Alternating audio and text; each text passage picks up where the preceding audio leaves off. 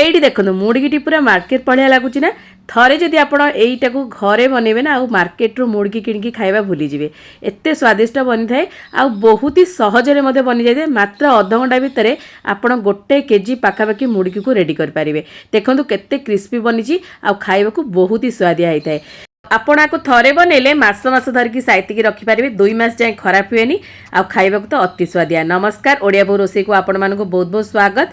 एई मुड़की बनिया पे प्रथमे हमकु दरकार पड़िबो गोटे कप बेसन सेति पे आमे नेबा 2 कप चाउल आर भाग माप बने रखंतु बहुत ही सहज 2 कप चाउल गुंड सहित गोटे कप बेसन हेले परफेक्ट बनिबो।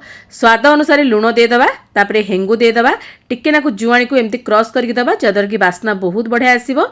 आ तापरे आमे दे दबा टिके नाकु कला जीरा आ जदि आपण को जुआणी कला जीरा मध्य किछि ओडे नाही आपण पाखरे ताले आपण गोटे जिंस स्किप कर परिबे किंतु दीटा को देले बहुत बढ़िया लागिबो। तापरे दे दबा अल्प टिके जीरा जीरा एटी ऑप्शनल अछि आपण देई परिबे नने स्किप मध्य कर परिबे देले स्वाद भल आसीबो।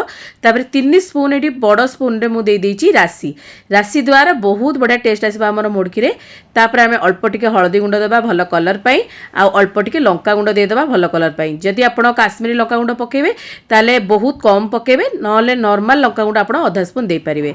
एटी देखो तेल को मु गरम करके नहीं आसती से सेम स्पून रे मु 5 स्पून रु माने 4 रु 5 स्पून ही दे पारिबे बेसी देबेनी नले तेलिया हे जिवो आ बेसी तेल दे देबे हमर मुड़कीटा भल बनिबनी। जेतु तेलटा गरम थाए तेणुक आपड़ी स्पून रे टिके मिसई देबे प्रथमे तापर आप हाथ में मिसेवा स्टार्ट करेंगे।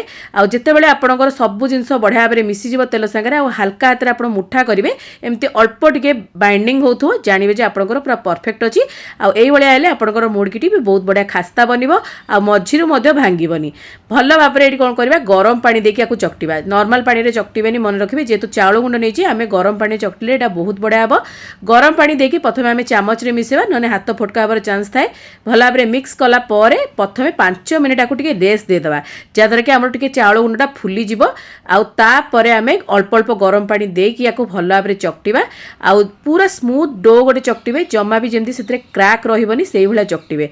ये टिके टाइम आपको लगे आम नॉर्मल अटा चकले आमको 5 मिनिट लगी था किंतु एमती एटा को जो चकटिबे ना 10 रु 15 मिनिट समय लगी पारे भल स्मूथ होगापाई।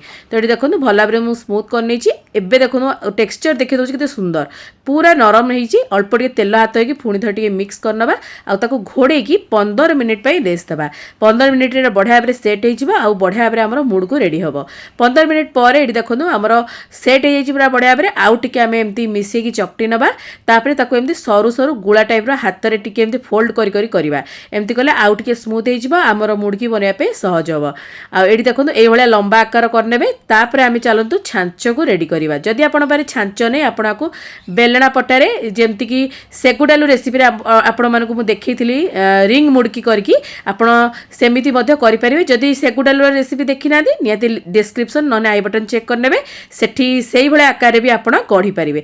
जेतो एटी छांच अछि मो छांच रे करके देखौची आउ एबे मु देखतो 3 प्रकार छांच देखिली ता भितर मु एटा चूज करछि जोटा कि नॉर्मल स्टार भले देखा जाय ता भितर भल भाबरे ऑयल लगेकी ग्रीस करनबा जा फल रे कोन होबो ना भल रे हमर मुड़कीटा बाहरी परिबो। आउ जदि आपण पाखरे ए मुड़कू जो छांच नाही तारे मु एफिलिएट तळे डिस्क्रिप्शन में दे देबी तो आपण सेठू मगे पारिबे। बहुत प्रकार छांच थाए किंतु मते ए छांचटा पर्सनली पसंद एटा बहुत सहज रे हे जायते तेणु करी मु एटा नेइथिली। देखो एटी भल भाबरे ऑयलिंग कला परे से जो आमे रखिथिले चकटी की डोटा को ताको आमे एमती दे देबा आ सबले डोटा देला बेले गोटे इंच छाडी की देबे पूरा फुल करके देबे। देखो मु केमती देइची एत्ती की देबे एत्ती की देकी भल भाबरे आमे कोन करबा को सील करनबा एटा ऊपर भी टिके तेल लगे देबे जद्वारा कि हमर पूरा बढ़िया भाबरे मुड़कीटा बाहर जमा भी क्रैक आसबनी।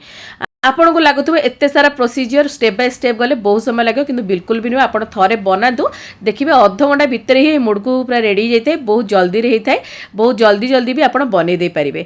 ये देखो ये प्रेस करेंगे एमती प्रेस कले एमती बाहर बहुत सहजरे बाहर जमा भी आपको कष्ट भी लगे। ये गोटे बटर पेपर नहीं जापर मुझे मुड़कू करके आपको देखुची प्रथमे प्रथमे कौन हम ना 2टा 3टा देला आप करेंगे आपंकर एत भल न हो पारे एत भल से सेट न हो पारे कि धीरे धीरे आप करेंगे चलिए देबे आपनकर धीरे धीरे बहुत बढ़िया बढ़िया मुडकुटा रेडी हो। मु प्रथमे छोट छोट किछटा करथिली तापर मु बड़ साइज रो भी मुडकु किछटा करिथिली तो बहुत बढ़िया बे रेडी हेतिला। आ सब बेले एमती कर साला परे आगटा और पछटा माने एंडिंग टा को निहाती चिपकेबे नले फिटी जिवो तेल रे जाईकी। तो एटी देखो केते सहज रे बढ़िया से बाहरी आसुची। आगुर भी मो चैनल रे मु बहुत प्रकार एमती छण छणी रेसिपी शेयर करची जाकि आपण दिवाली रे बने की खाई परिबे। जेहेतु काली दिवाली आपण आकु बनांतु निश्चिंत भाबे आ आकु थरे बनेले ना बहुत दिन पर्यंत स्टोर कर रखी परिबे आ खाई परिबे। आ आकु बनेबा भी बहुत सहज देखि पारथिबे केते बढ़िया से बनि जाउची। एमती टिके लास्ट को निहाती भाबे चिपकेबे नने फिटी जिवो तेल रे। एई भली भाबे मु सब मुडकु को रेडी करथिले। एडी मु करिक देखि दीची।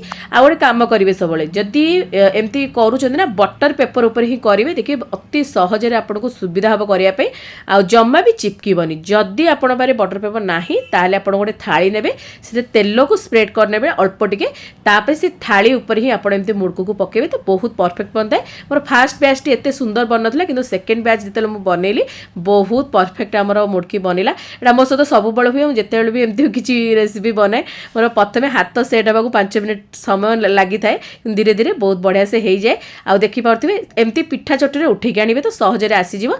तापरे आमे पूरा लो फ्लेम रे आकु छाणीबा जम्मा भी हाई फ्लेम करिवेनी। टेस्ट आगे करिवे टिके नाको पक्केकी जेमति कि हल्का टिके ऊपर को बबल्स आसुथबो सेही समय रे आपण एटा देबे। पूरा लो टू मीडियम फ्लेम रे छाणे मीडियम फ्लेम भी दरकार नै पूरा लो फ्लेम रे ही छाणतु से धीरे धीरे छाणी हबो। गोटे बेस छाणिया पे आपण को 5 ରୁ 7 मिनिट समय लागिवो।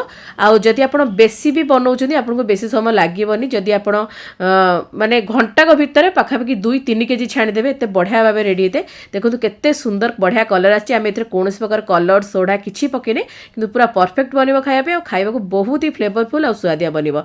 एमते गोटे छणा रे काढी दबा आ तेल को काढी दबा भलो भाबरे। आ गोटे कथा मन रखिबे आकु टिश्यू पेपर ऊपर रखिबेनी नॉर्मल थाली ऊपर ही भलो भाबरे तेल को छाणी की रखिबे जा फल रे क्रिस्पी हबो।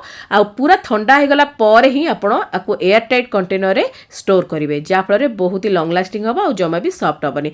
एटी सेकंड बैच भी मु देई देइतिली मोर एई भली भाबे 5टी बैच रे मु एटी छाणीतिली। देखंतु केते सुंदर हमर मुडकी बनिची। चालन जे भी देखै नेबी पाखरु देखंतु केते सुंदर मुडकी बनिची। खाइबा को भी बहुत ही क्रिस्पी बनतिला आ देखिबा को भी देखंतु केते सुंदर हेइची। आ आकु गोटे मु भांगी मते देखै दोजी देखंतु केते क्रिस्पी हेइची। आपण भी एई दिवाली रे बनांतु आ केमती लागिला आपण को मतामत को निहाती शेयर करंतु। भल लागथिले वीडियोटी लाइक शेयर करिया को भूलिबेनी। चैनल ले नुआ थिले सब्सक्राइब करिया को जमाई भूलिबेनी। साइड रे थिया बेल आइकन को प्रेस करिवे ता द्वारा आपण माने मोर एमती भलो भलो रेसिपी गुडी आगु देखि परिबे। जदि फेसबुक पेज रे वीडियोटी को देखुचोनी निहाती एबे सेठी लाइक शेयर करिवे आपण को मतामत को शेयर करिवे। आ पेज को फॉलो करिया को जमाई भूलिबेनी। आ मोर इंस्टाग्राम पेज को मधे फॉलो करनेबे। आगु को ओडिया बहु एमती बहुत सारा बढ़िया बढ़िया रेसिपी सब आपण मानो पई नेके आसीबो। तो आजि पई एतिकी जय श्री जगन्नाथ।